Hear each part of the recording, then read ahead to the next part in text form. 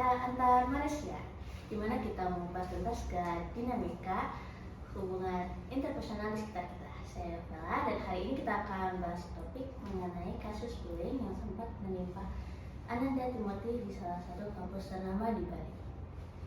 Kita tidak hanya mengupas dari segi moral ataupun hukum, tapi kita juga mengupas dari segi konsep hubungan interpersonal. Tadi ini kita sudah kedatangan narasumber kita, yaitu Carlos. Halo Carlos. Halo. Gimana kabarnya hari ini? Puji Tuhan kali. Gimana kabarnya? Baik. Baik, ya. Tapi tadi di perjalanan macet kah atau gimana? Dibilang macet, ya Jakarta kapan sih nggak macet? Jadi Jakarta itu memang kota yang sangat unik, di mana nggak di jam nggak rush hour pun tetap macet gitu. Jadi ya sebenarnya lucu-lucu aja, cuman ya nikmati aja lah. Aman ya sekarang udah. Oke, kalau sebelum mulai mungkin kita bisa menceritakan sedikit garis besar tentang kasus bullying yang dilakukan oleh kelompok senior di salah satu kampus ternama di Bali yang menyebabkan korbannya mengalami cedera fisik dan juga trauma pada psikologinya. Oke, kita masuk ke pertanyaan pertama. Terdapat prinsip dasar kekuatan. Jadi kekuatan itu ada di dalam sebuah hubungan, baik itu juga di dalam kelompok hubungan senior dan juga junior. Jadi menurut Carlos ini, bagaimana Carlos melihat prinsip ini dalam kasus bullying? Kalau saya lihat ya prinsip kekuatan itu semua yang tadi benar, yang tadi kamu bilang benar semua. Karena ya semua setiap apa ya ngomongnya ya, ngomong secara overall pasti kan secara kerjaan, secara di sekolah, kuliah atau di manapun itu pasti ada sesuatu, ada yang namanya power lah. Nah, ibaratnya kalau kayak di kerjaan kan ada pasti ada bos sama karyawan. Terus kalau di kuliahan ada dosen sama murid. Powernya kan pasti berbeda.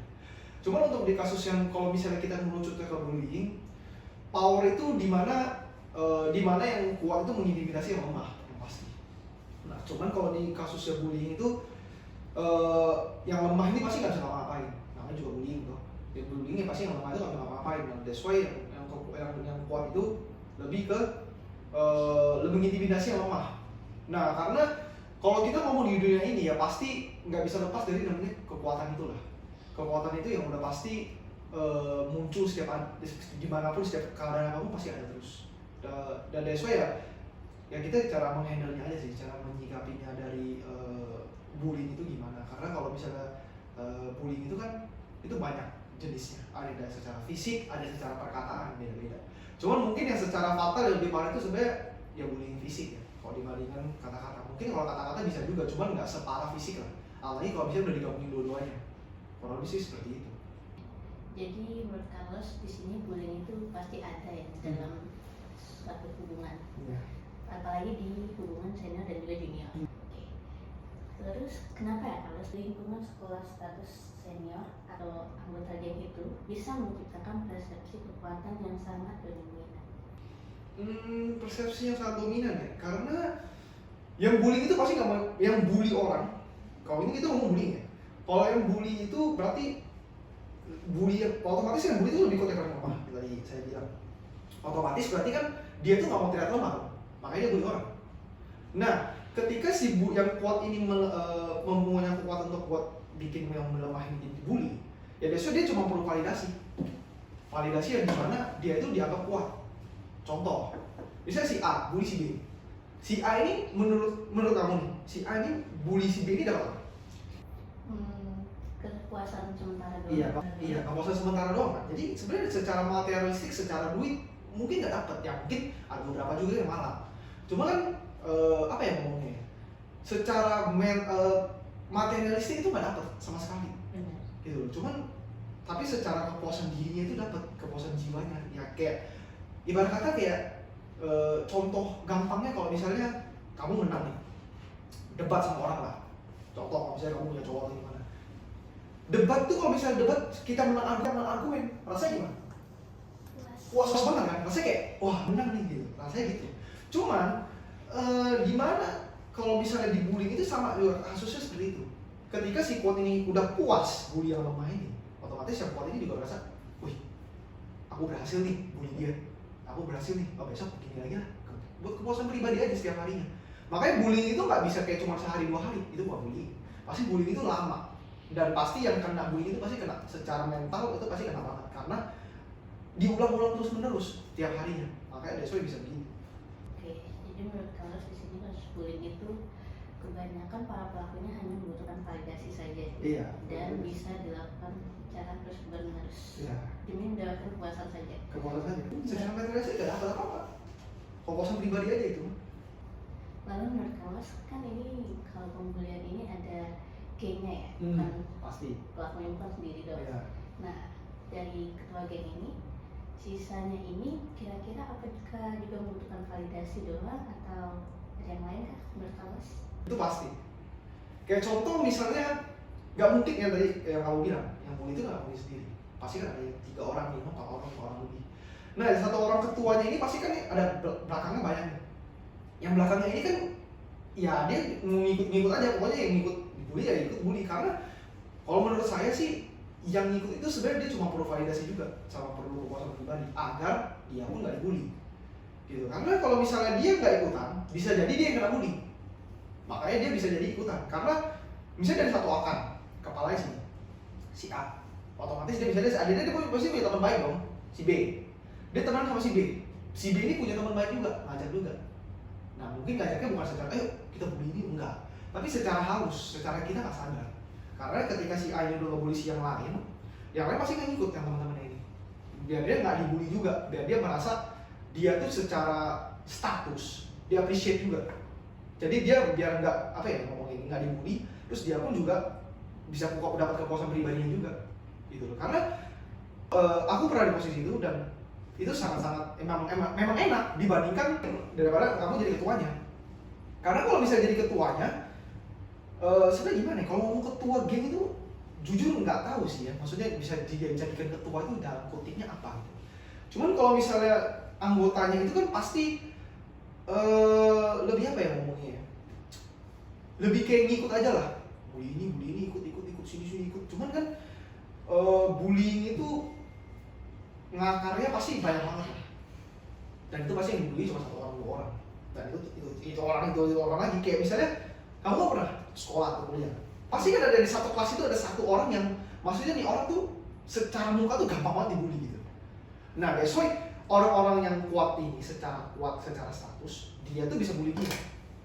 Sampai sekarang pun juga masih ada gitu loh. Jadi secara yang di belakangnya itu dia ngikut cuma karena itu perlu validasi aja, biar dia tuh gak dibully juga.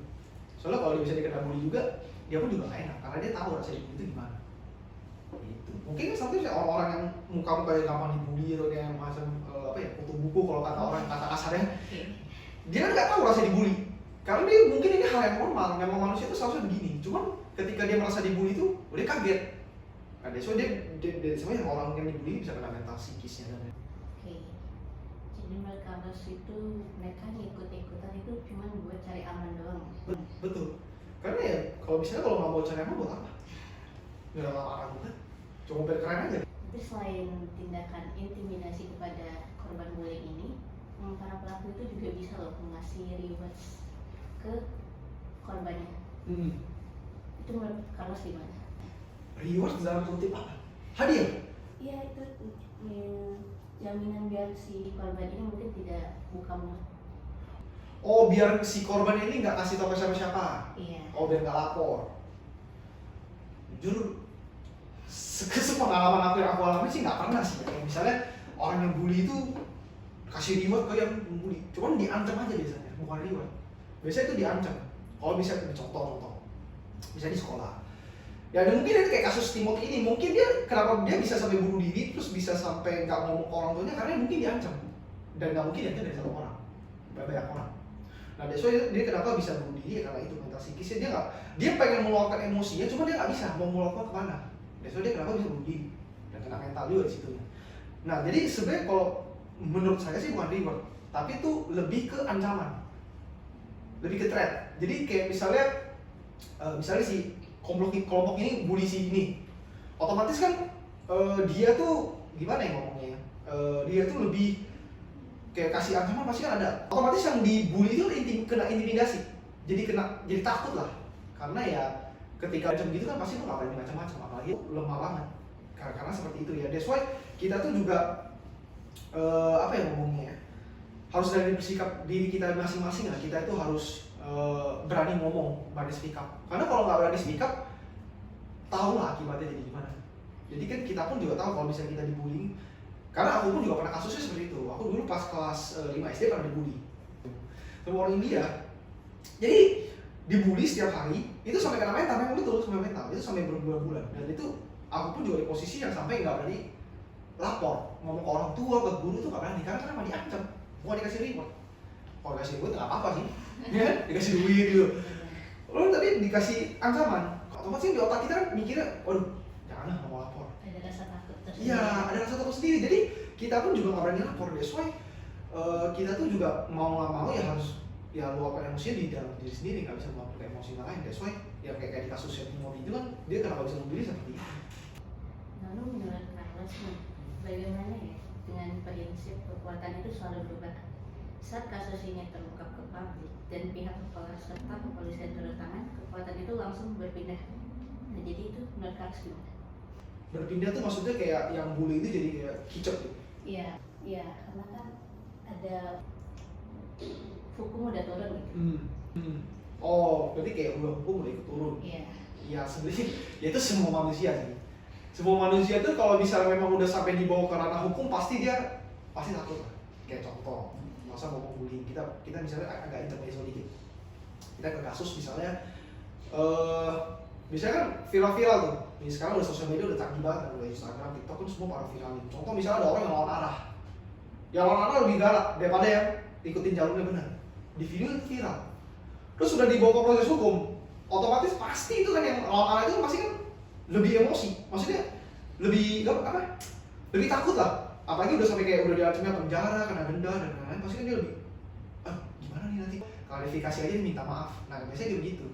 Karena sometimes yang dibully itu, yang pembulian ini bisa kalah dengan cara kamu harus lebih galak daripada dia, harus lebih berani lah. Makanya untuk teman-teman yang di pernah merasakan dibully, ya mau nggak mau tuh kalian harus berani ngomong, plus harus lebih berani. Mau apapun itu resikonya, mau kalian bapak belur, mau itu ya nggak masalah. Karena kalau misalnya kalian diem aja, ya kasusnya kena kayak Timothy itu kena mental pasti. Mau juga bunuh diri, dan itu pasti nggak ngomong dia kan. Dan baru taunya pas udah meninggal ya gara-gara apa.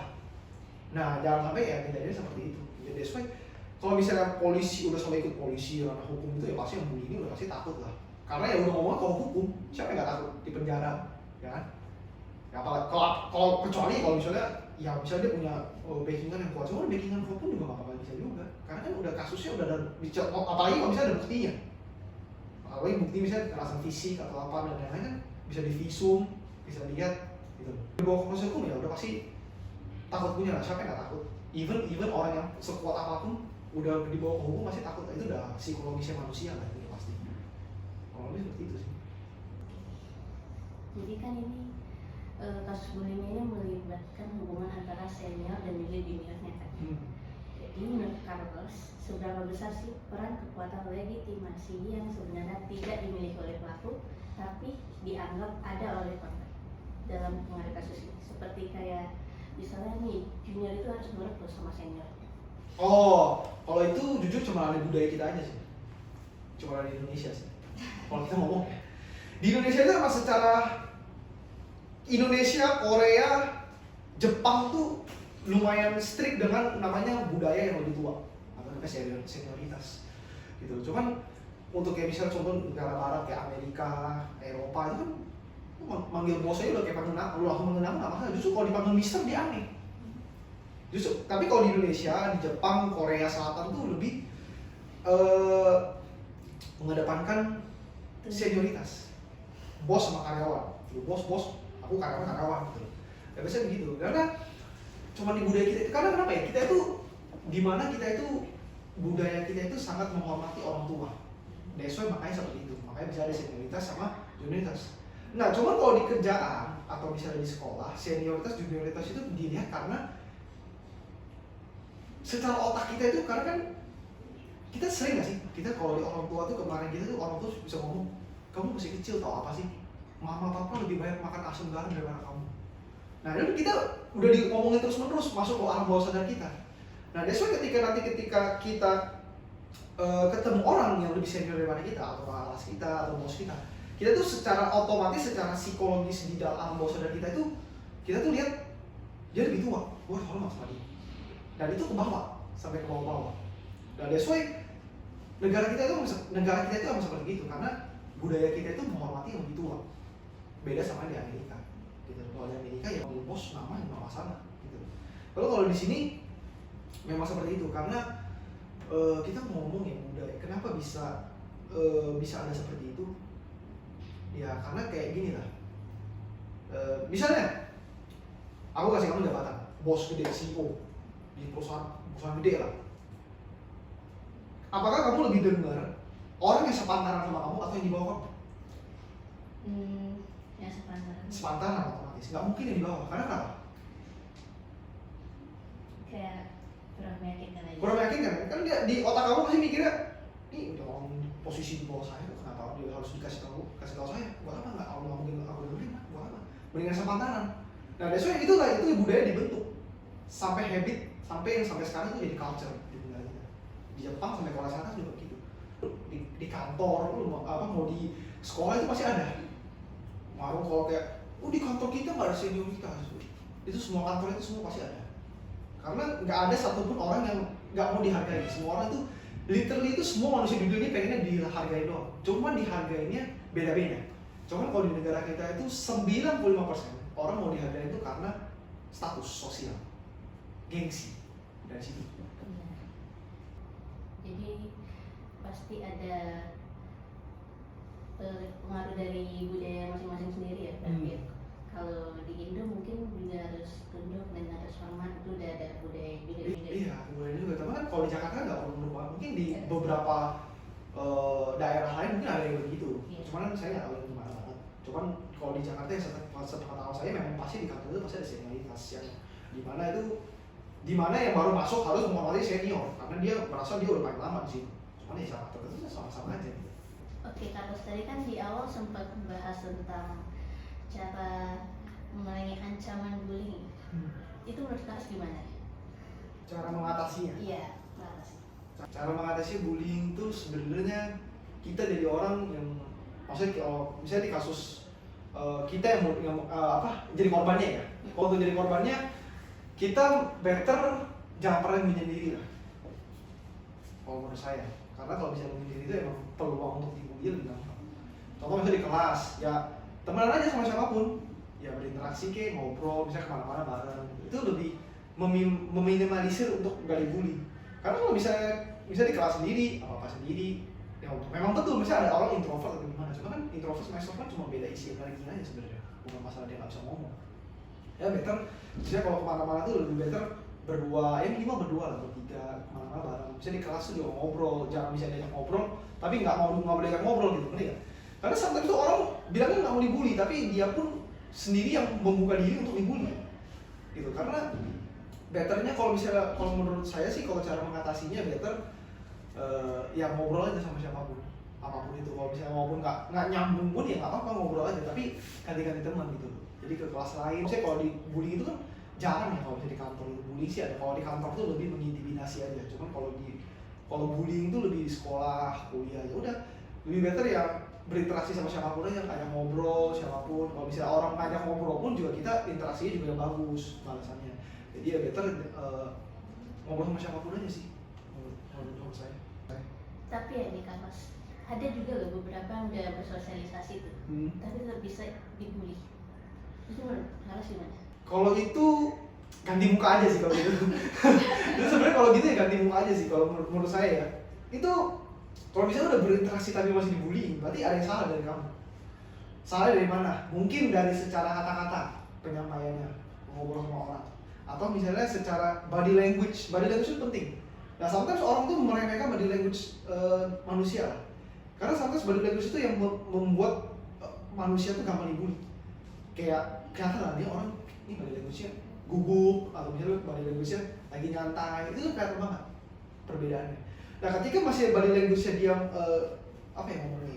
santai, tapi santainya tapi lebih ke kayak body language ngomong bully aku gitu.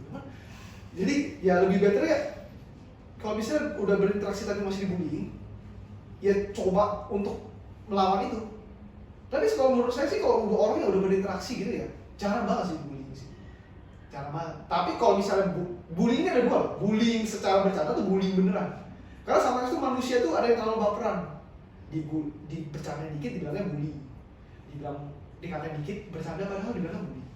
Tapi kan sebenarnya kan sometimes tuh namanya pertemanan pasti ada jokesnya, ada bercandanya. Yang bercanda mungkin kita nggak bisa takar itu. Cuman kita sebagai orang juga harus tahu juga bercandanya sampai mana. Yang nggak usah bawa suku, nggak usah bawa ras, nggak usah bawa agama gitu. Ya udah bercanda kayak biasa aja. So kalau kayak udah berinteraksi gitu, kasusnya tuh jarang banget sih yang bisa dibully. Karena sometimes orang yang dibully itu karena dia tuh pasti di kelas duduk paling pojok, belakang, kalau paling depan.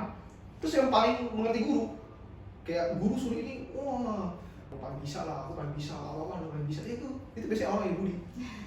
Ya sometimes di sekolah yang harus agak rebel dikit lah. Siapa sih di sekolah yang ikutin peraturan 100% mah pasti ada rebel.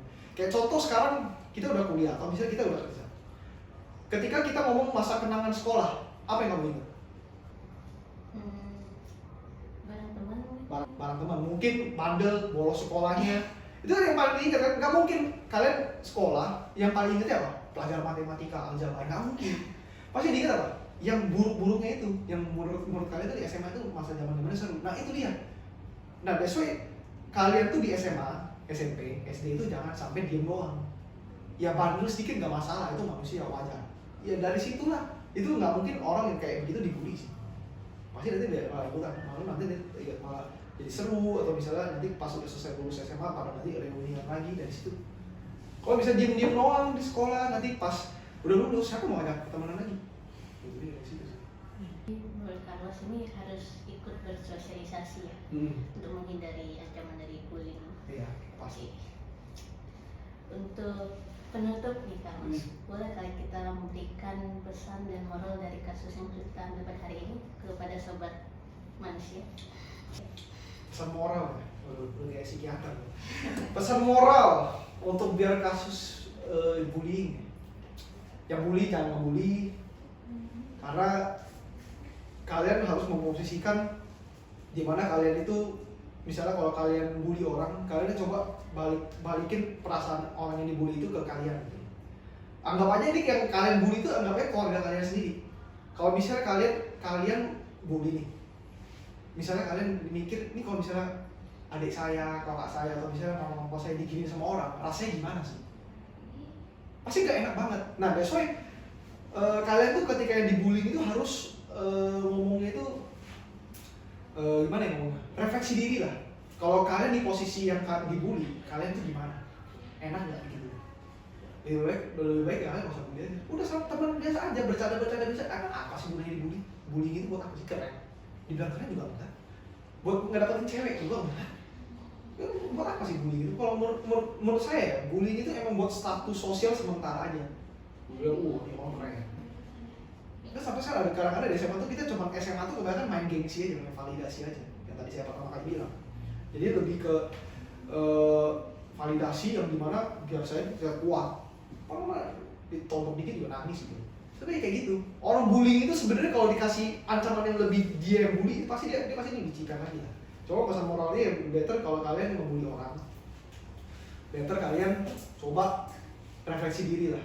Refleksi diri yang dimana kalian tuh jangan sampai bully orang, tapi nanti ketika kalian dibully sama orang lain, kalian juga merasakan hal yang sama nanti. Kalau bisa begitu. Sampai di ujung podcast. Terima kasih banyak kalau sudah mau hadir hari ini. Oke, sampai jumpa di episode berikut. Bye.